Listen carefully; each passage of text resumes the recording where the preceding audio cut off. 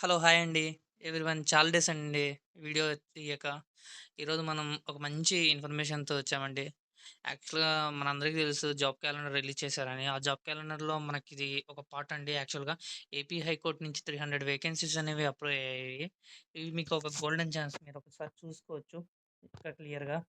Online applications are invited the post of section officer, అలానే senior system officer, అలానే computer operator, అలానే assistant librarian, అలానే ఇక్కడ చూడొచ్చు librarian grade 3, UD stenographer, assistant and examiner, typist, copyist and data operator and office subordinate in the high court of Andhra Pradesh ఆ service rule. ఇక్కడ మీరు చూడొచ్చు క్లియర్‌గా.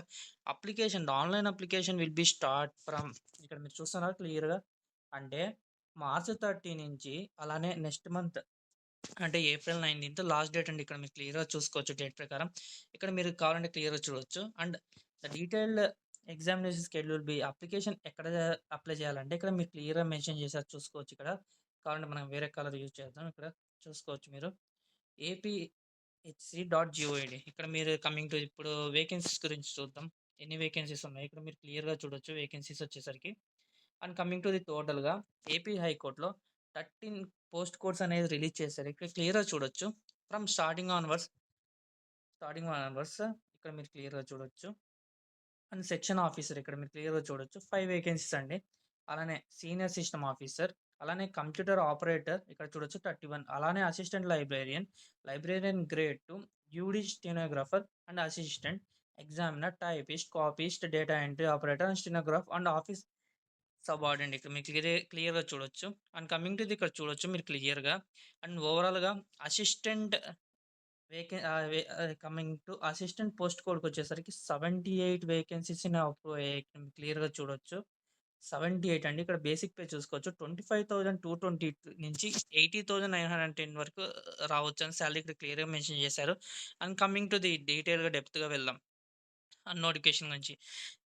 ఏ క్యాస్ట్‌కి సంబంధించి ఎన్ని వేకెన్సీస్ అప్రూవ్ అయ్యాయి. ఇక్కడ మీరు క్లియర్‌గా చూడొచ్చు. కమింగ్ టు ది నేను చెప్పాను కదా! ఇక్కడ 70 అనేసి.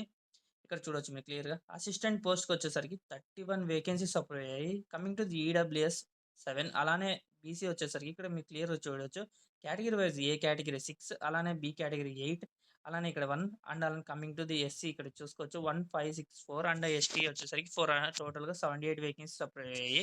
ఇక్కడ కమింగ్ టు ది మనం ఇంకా డెప్త్‌గా డీటెయిల్‌గా వెళ్దాం. ఒకసారి ఇక్కడ మీరు చూసుకోవచ్చు.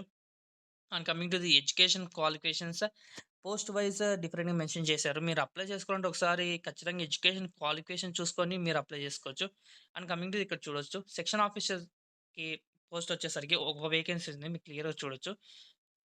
అండ్ ఇక్కడ చూడొచ్చు ఎడ్యుకేషన్ క్వాలిఫికేషన్ వచ్చేసరికి most possess a degree in law 3 years or 5 years university established or improved by under. ఇక్కడ మీరు చూడొచ్చు clear and candidates position computer skills ఇక్కడ వీళ్ళు క్లియర్‌గా మెన్షన్ చేశారు. ఏం చెప్పారు? Most possess in degree in లాలో డిగ్రీ చేసి ఉండాలని చెప్తున్నారు. అండ్ కమింగ్ టు ది ఇక్కడ సీనియర్ సిస్టమ్ ఆఫీసర్ చూసుకోవచ్చు.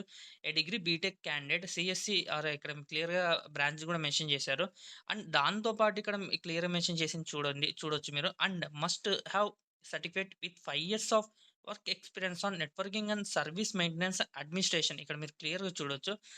ఎక్స్‌పీరియన్స్ సర్టిఫికేట్ అనేది క్లియర్‌గా మెన్షన్ చేశారు. ఈ డిపార్ట్‌మెంట్‌లో ఉంటే మీరు ఎలిజిబుల్ అండి ఆ పోస్ట్‌కు. And coming to the computer operator మీరు చూసుకోవచ్చు. కంప్యూటర్ సైన్స్‌లో డిగ్రీ పొందుండాలి. అలానే ఇక్కడ చూడొచ్చు. Must have possessed typewriting by high grade 45 word per minute అండి. ఇక్కడ మీరు టైపింగ్ చేసినట్టు సర్టిఫికేట్ అప్‌లోడ్ చేయాలి ఖచ్చితంగా. అప్పుడే మీకు దాని యొక్క జాబ్ కోడ్‌కి మీకు అప్లికేషన్ అనేది యాక్సెప్ట్ చేస్తారు. లేదంటే లేదు. And coming to the assistant librarian ఇక్కడ మీరు క్లియర్‌గా చూడొచ్చు. లైబ్రరీయన్ గ్రేడ్ 2 కూడా మీరు పోస్ట్ కోడ్ ప్రకారం మీరు ఇక్కడ క్వాలిఫికేషన్ చూడొచ్చు. Coming to the assistant and examiner ఇక్కడ క్లియర్‌గా చూడొచ్చు.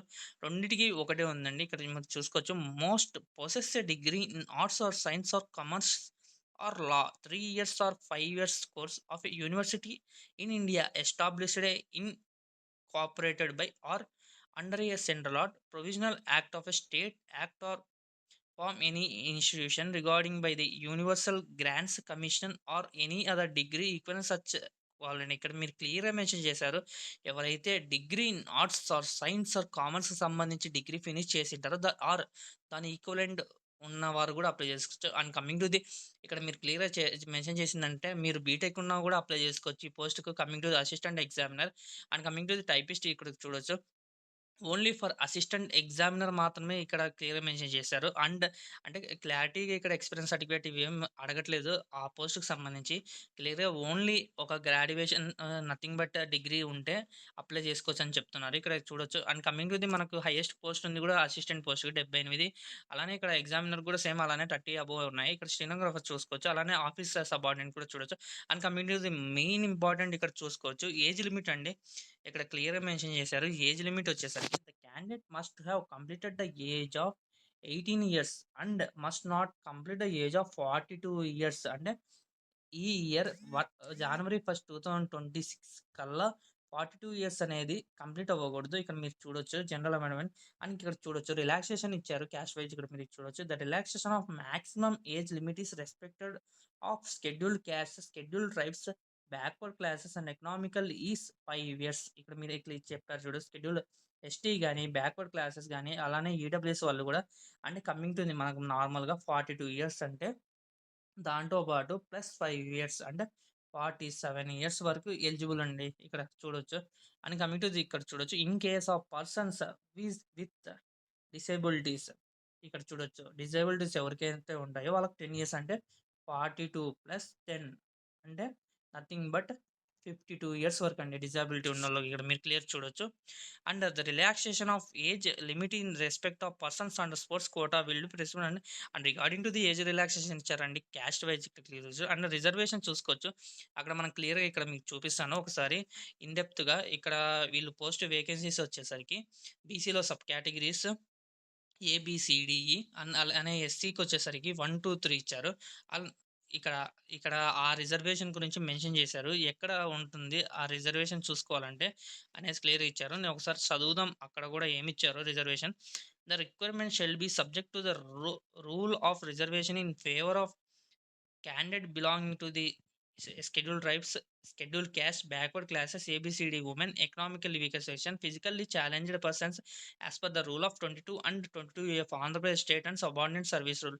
The applications who are eligible and intend to avail reservation in their category shall submit caste certificate with respect to categories. The applications who intend to avail claim reservation and backward classes ABCD such submit a copy of latest certificate issued either in year 2025 or 2026 to the effect that they belong to the non-criminal layer in terms of geo backward and అంటే వాళ్ళు clear mention చేస్తుంది ఏంటంటే మీరు ఎవరైతే backward castes related ఉంటారో BC కానీ EWS కానీ SC కానీ ఎస్టీ కానీ 2025 ఆర్ 2026 సర్టిఫికేట్ అనేది సబ్మిట్ చేయాలని చెప్తున్నారు.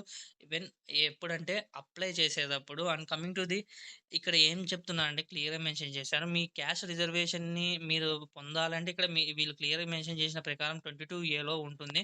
దాని ప్రకారం మీరు చేసుకోవచ్చు అని చెప్తున్నారు. Documents to be uploaded at the submission of online test. ఇక్కడ మీరు క్లియర్‌గా చూద్దాం. డాక్యుమెంట్స్ అనేవి ఏం అప్లోడ్ చేయాలంటే the application shall upload original certificates of academic qualification such as pass certificate ఇక్కడ చూడొచ్చు. Pass certificate, certificate evidence, date of birth and community certificate issued by the competent authority in case they intend to avail reservations under SC, ST, BC, persons with backward disabilities, EWS and mentioned scholarship and అంటే మీకు ఏ certificates అయితే ఉంటాయో మీరు upload చేసేటప్పుడు and coming to the మీ first of all 10th కానీ తర్వాత అలానే marks memos and coming to the degree certificate అలానే మీ క్యాస్ట్ సర్టిఫికేట్ అప్లోడ్ చేయమని చెప్తున్నారు ఇక్కడ క్లియర్‌గా. The applicant who intend to avail reservations under backward shall upload the latest community నేను క్లియర్‌గా మెన్షన్ చేశారు కదా అబో పారాలో యాక్చువల్‌గా 2025 ఆర్ 2026 సర్టిఫికేట్ అనేది కంపల్సరీ అండి క్యాస్ట్‌కి సంబంధించి అది చెప్తున్నారు. అని ఇక్కడ చూడొచ్చు. The applicant claiming reservations under pension will will backward disability shall upload the latest ఏదైనా కానీ మీకు సంబంధించింది ఖచ్చితంగా అప్లోడ్ చేయమని చెప్తున్నారు. And coming to the method of requirement ఇక్కడ మీరు క్లియర్‌గా చూడొచ్చు. ఓన్లీ ఫర్ సెక్షన్ ఆఫీసర్ వచ్చేసరికి ఇక్కడ చూడొచ్చు. జనరల్ నాలెడ్జెస్ టోటల్ క్లియర్‌గా నేను చెప్తాను. ఇక్కడ టోటల్‌గా ఎగ్జామ్ అనేది 80 మార్క్స్‌కి కండక్ట్ చేస్తారండి. 80 మార్క్స్. ఈ 80 మార్క్స్‌లో అందరికీ ఏ పోస్ట్ కొడుకైనా రెండే సబ్జెక్ట్ కోర్స్ అనేది 2 సబ్జెక్ట్సే ఉంటాయి. ఫస్ట్ వచ్చేసరికి general knowledge and coming to the రెండోదొచ్చేసరికి మెంటల్ అబిలిటీ. ఇక్కడ మీరు క్లియర్‌గా చూడొచ్చు mental ability. And coming to the ఇక్కడ చూడొచ్చు. Coming to the section officer పోస్ట్‌కి సంబంధించి జనరల్ నాలెడ్జ్ నుంచి 20 మార్క్స్, అలానే మెంటల్ అబిలిటీ నుంచి 10 మార్క్స్, అలానే law or civil and criminal subject నుంచి 50 మార్క్స్ వస్తాయంటున్నారు. 50, 20 70 అండ్ 10 మార్క్స్ 80 మార్క్స్ అండి కండక్ట్ చేసేది. కమింగ్ టు ది ఇక్కడ చూడొచ్చు. టోటల్‌గా 8 పోస్ట్‌కి సంబంధించి సీనియర్ సిస్టమ్ ఆఫీసర్ నుండి అలానే స్టెనోగ్రాఫర్ వరకు ఇక్కడ చూడొచ్చు. సేమ్ ప్యాటర్న్ జనరల్ నాలెడ్జ్ 40 మార్కులు, మెంటల్ అబిలిటీ 40 మార్క్స్ ఇక్కడ మీరు క్లియర్‌గా చూడొచ్చు. And coming to the office subordinate మీరు చూసుకోవచ్చు. ఇక్కడ ఏంటంటే జనరల్ నాలెడ్జ్‌కి 10 మార్క్స్ ఇంక్రీజ్ అయ్యాయి. అలానే మెంటల్ అబిలిటీ 10 మార్క్స్ రెడ్యూస్ అయ్యాయి. ఇక్కడ మీరు చూడొచ్చు 50, 30, 80 అండ్ కమింగ్ టు ది దీనొక సిలబస్ చూడొచ్చు. ఇక్కడ క్లియర్ మెన్షన్ చేశారు. The computer based examination will be conducted 80 questions. Each question will carry 1 mark అని చెప్తున్నారు ఇక్కడ. అంటే వాళ్ళు చెప్తుంది ఏందంటే 80 క్వెషన్స్ ఉంటాయి. 80 మార్క్స్ అండి. And coming to the time వచ్చేసరికి 90 మినిట్స్ అండి. 90 మినిట్స్ టైమ్ ఇక్కడ మీరు చూసుకోవచ్చు. అంటే నథింగ్ బట్ 1½ అవర్ అండి. The question paper will be conducted in English and Telugu language. అంటే 2 లాంగ్వేజెస్‌లో పేపర్ అనేది వస్తుందని చెప్తాను. Minimum qualifying marks be secure in the nothing but minimum ఇక్కడ మీరు క్లియర్‌గా చూడొచ్చు. ఏ ఎగ్జామ్‌లో అయినా మినిమమ్ మార్క్స్ అనేవి కంపల్సరీ క్యాస్ట్ ప్రకారం ఇక్కడ చూడొచ్చు.